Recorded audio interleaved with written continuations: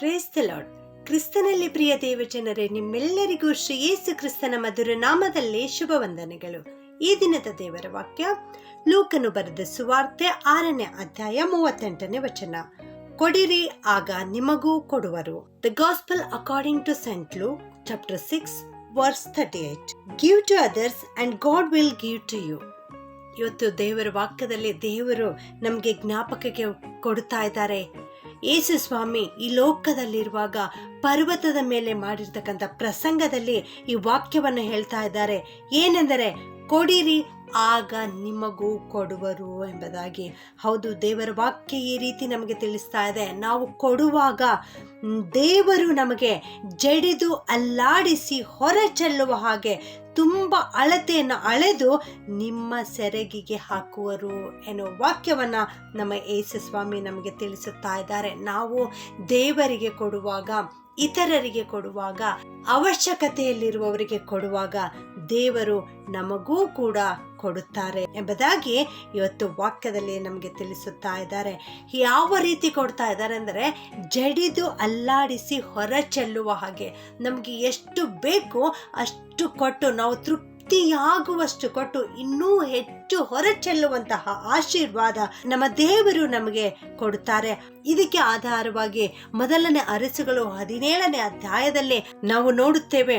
ದೇವರು ಎಲಿಯ ಪ್ರವಾದಿಗೆ ಚಾರಪ್ತ ಊರಿಗೆ ಒಬ್ಬ ಸ್ತ್ರೀಯ ಹತ್ತಿರ ಕಳುಹಿಸಿಕೊಡುತ್ತಾರೆ. ಆಕೆ ವಿಧವೆಯಾಗಿದ್ದಳು. ಆಕೆ ಬಳಿ ಯಾವ ಹಣವಿರಲಿಲ್ಲ, ಆಹಾರವಿರಲಿಲ್ಲ. ಆಗ ದೇಶದಲ್ಲಿ ಬರಗಾಲವಿತ್ತು.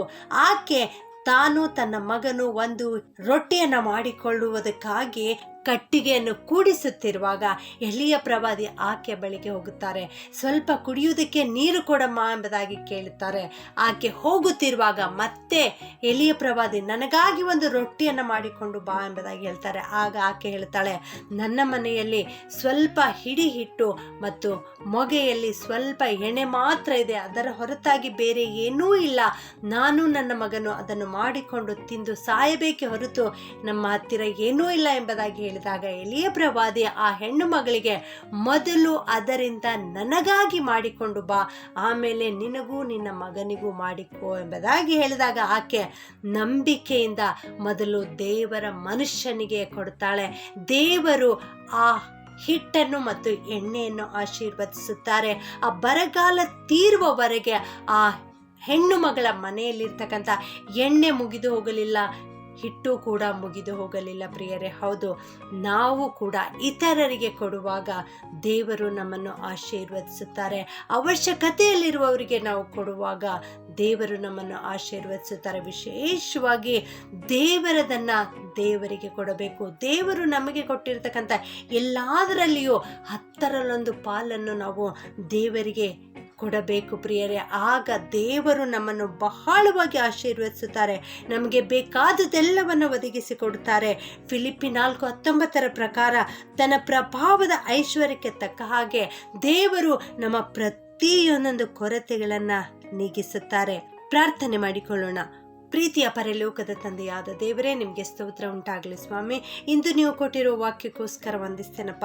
ಕೊಡಿರಿ, ಆಗ ನಿಮಗೆ ಕೊಡಲ್ಪಡುವುದು ಏನೋ ವಾಕ್ಯ ಇವತ್ತು ಕಲಿಸಿಕೊಟ್ಟಿದ್ದೀರಿ ತಂದೆಯ ಸ್ತೋತ್ರಪ್ಪ. ನಮಗೂ ಕೂಡ ಆಶೀರ್ವಾದ ಮಾಡು ಸ್ವಾಮಿ. ನಮ್ಮಲ್ಲಿರುವುದನ್ನು ಅವಶ್ಯಕತೆಯಲ್ಲಿರುವವರಿಗೆ ಕೊಡಲಿಕ್ಕಾಗುವಂಥ ಮನಸ್ಸು ಕೊಡು. ವಿಶೇಷವಾಗಿ ಬಡ ಜನರಿಗೆ ಕೊಡುವಂಥ ಮನಸ್ಸು, ದೇವರಿಗಾಗಿ ಕೊಡುವಂಥ ಮನಸ್ಸು ನಮ್ಮೆಲ್ಲರಿಗೆ ಕೊಟ್ಟು ನಡೆಸಬೇಕಾಗಿ ನಿಮ್ಮಲ್ಲಿ ಪ್ರಾರ್ಥಿಸ್ತೇನೆ ಸ್ವಾಮಿ. ಅನೇಕರು ಅನೇಕ ವಿಧವಾದ ಕೊರತೆಯಿಂದ ಬಳಲುತ್ತಾ ಇದ್ದಾರೆ ಸ್ವಾಮಿ. ಸಮಸ್ಯೆಗಳಿಗೆ ಈಡಾಗ್ತಾ ಇದ್ದಾರೆ ಸ್ವಾಮಿ. ಅನಾರೋಗ್ಯದಲ್ಲಿದ್ದಾರೆ ಕರ್ತನೆ. ಬಡ ಜನರಿಗೋಸ್ಕರ ವಿಶೇಷವಾಗಿ ಪ್ರಾರ್ಥಿಸ್ತೇನಪ್ಪ. ಇವರೆಲ್ಲರ ಕೊರತೆಗಳನ್ನು ನಿಮ್ಮ ಪ್ರಭಾವದ ಐಶ್ವರ್ಯಕ್ಕೆ ತಕ್ಕ ಹಾಗೆ ನೀಗಿಸಬೇಕಾಗಿ ಈ ಪ್ರಾರ್ಥನೆಯನ್ನು ಯೇಸುವಿನ ನಾಮದಲ್ಲಿ ಬೇಡುತ್ತೇನೆ ತಂದೆಯೇ. ಆಮೆನ್.